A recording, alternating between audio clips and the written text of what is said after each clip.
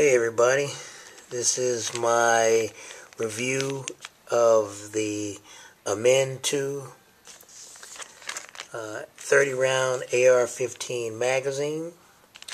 I recently got it from some of my friends over at AMEND 2, and it's going to be a quick video, quick review video. Just going to talk about a few things about the magazine. You've probably seen on YouTube a couple of reviews already about the magazine.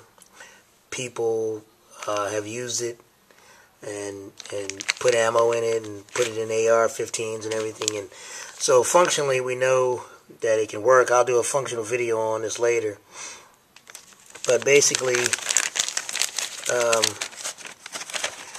it's constructed out of polymer plastic. It's a 30 round magazine. Construction looks really good. Their signature red 2 on the bottom. It has a red anti-tilt follower on the top. Everything looks really solid with this. I would suspect that it's probably going to compete very well with the other magazines of its same caliber out on the market. And check in later, and you guys will see further reviews on other products and this product. Remember, AMEND 2, go buy them.